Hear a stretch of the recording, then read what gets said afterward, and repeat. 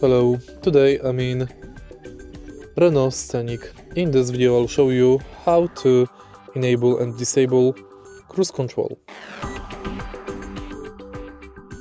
In the beginning, take a look in the center of the car.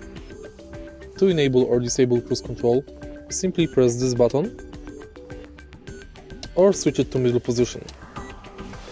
To manage cruise control, accelerate to desired speed and press minus button. Now you can let the acceleration pedal go. Press plus button to increase the speed and minus button to decrease it. Press 0 button to pause or unpause it, and press reset button to reset it. As I said earlier, press this button in the middle to disable cruise control. If you find this video helpful, please leave like, comment and subscribe.